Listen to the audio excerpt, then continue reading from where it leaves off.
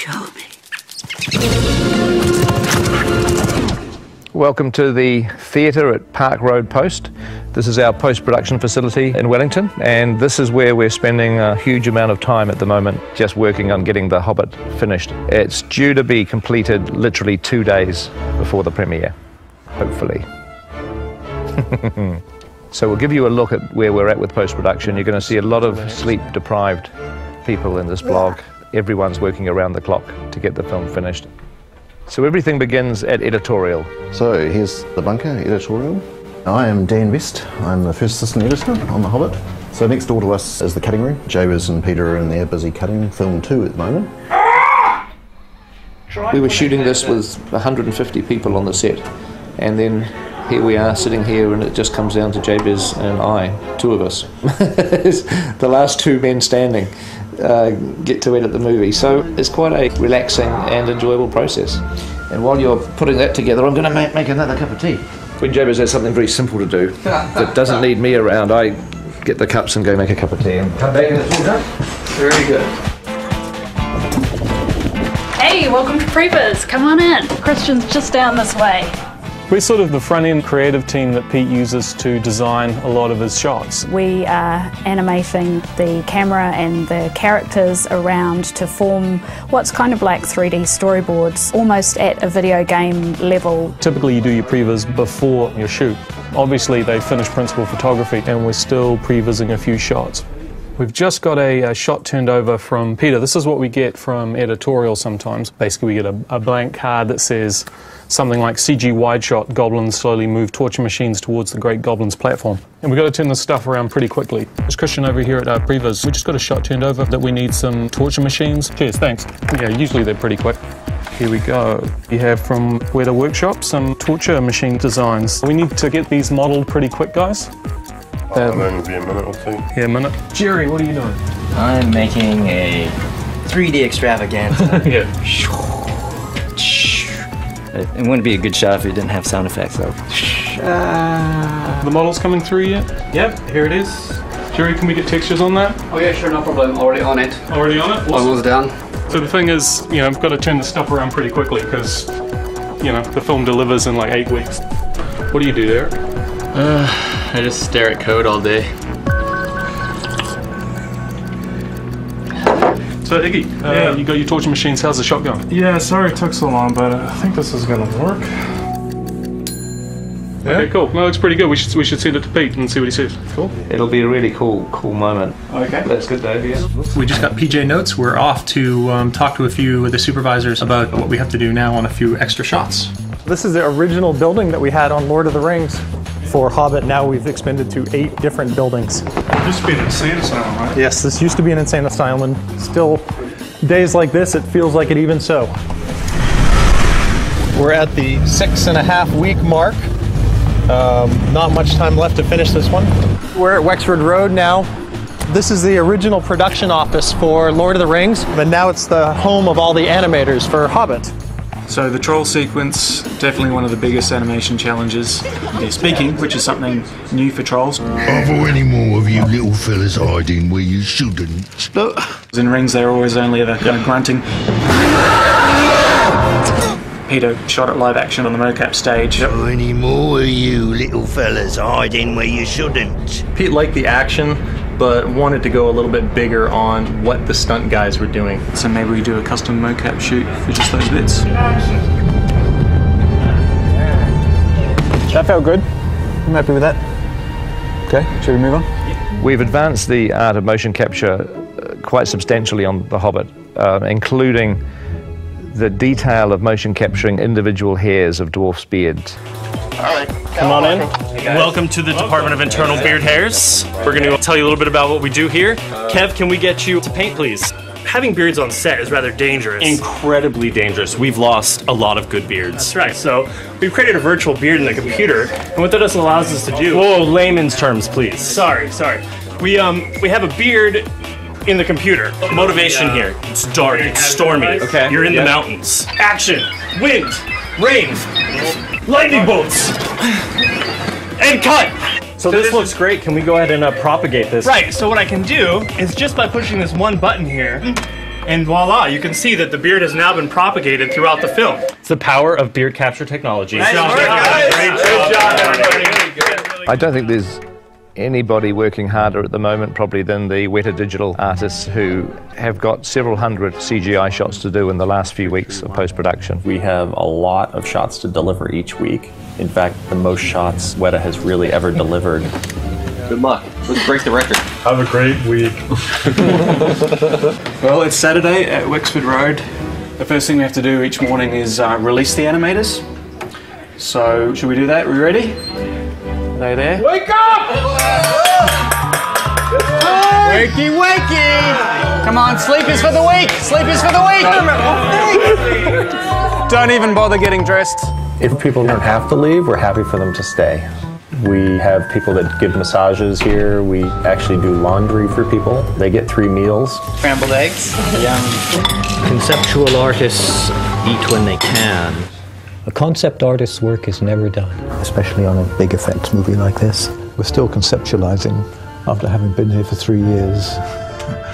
As long as there's still a shot that has an empty spot, whether it's green or whether it needs something in front, or you just keep at it. And we're painfully conscious that behind us are considerable teams of people waiting for artwork to do the 3D and the texturing and the lighting and the animation. The big house where we're going now is where we've put in the Goblin team. That's the Goblin Mobile right there, Chris White's vehicle. It's exactly the same car my grandmother has. It was apparently a reform school. Supposedly people tell me that they see ghosts in here and that there's claw marks down in the basement. So come in if you dare.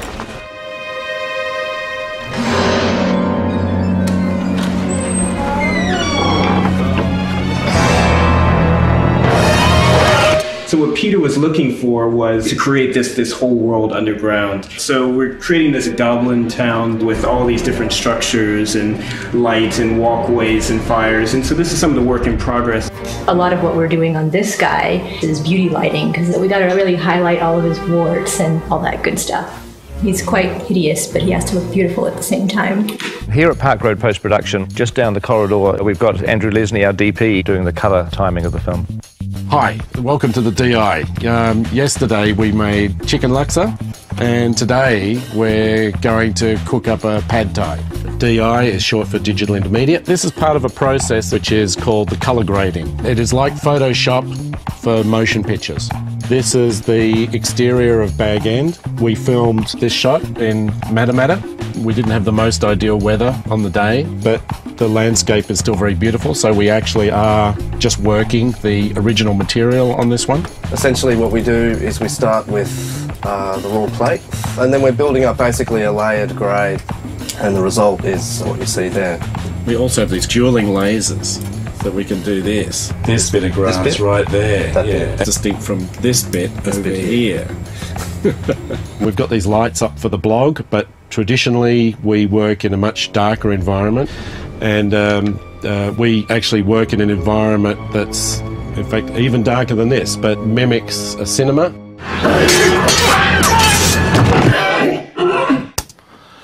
Hi, you're at Park Road Post, and this is where we're doing the sound for The Hobbit. Let's go and have a look.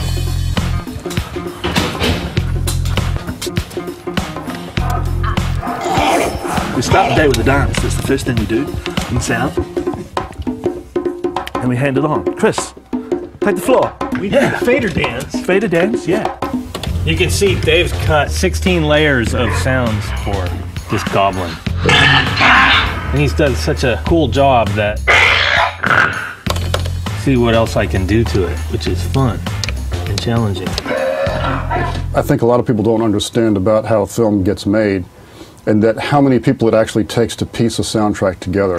We have dialogue, elves, we have music, and in sound effects alone, we break into several categories. Standard sound effects, swords, body falls, doors, things like that. We have ambiences, which is like some wind. We have some crowd sounds, things like that. What we're doing here today is just put out little friends and family and all the other departments call to come down and be panicked villagers for Dale for when it gets desolated by smog. That's how we rock it in Soundpost here. Right. And here, Matt's cutting the crowds and all that sort of stuff. We're on our way. Feels like a scene from The Shining down this hallway. I really wish I had a tricycle. Foley. Oh, we've got the best sounding door. Foley's a specific part of the soundtrack which relates to humans. Anything associated with what they touch and how they move is recorded by these guys. Get to bash stuff, break stuff, drag it, stretch it, bend it. What makes a great Foley track is often the interpretation of the sound rather than the literal sound itself. Goblin claws. It's just banjo picks. It makes it very awkward when you go to the toilet in the middle too.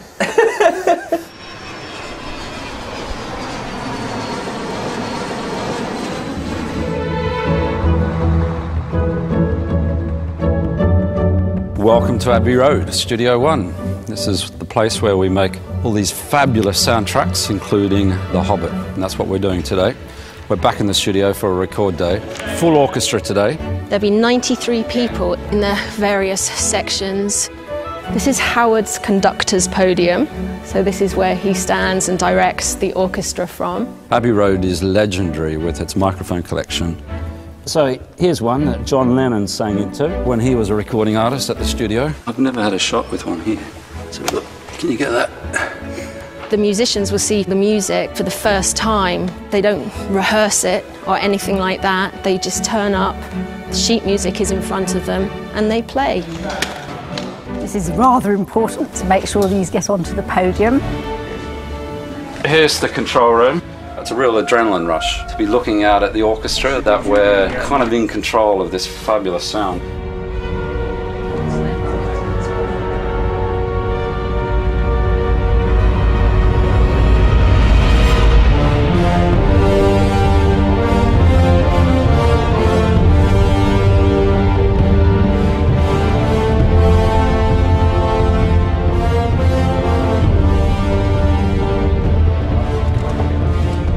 Right, we're happy with that. Let's take a break.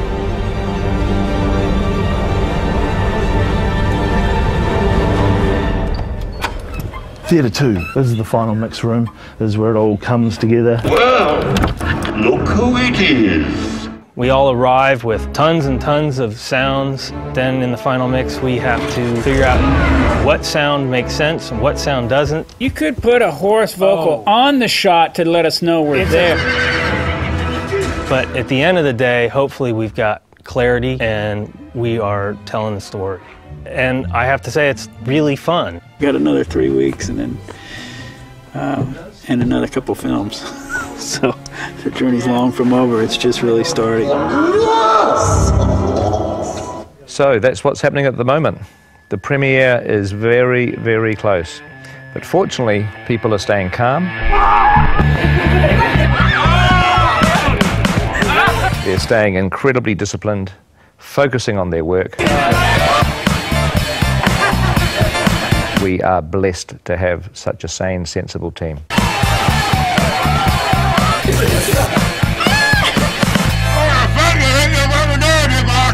So there we have it.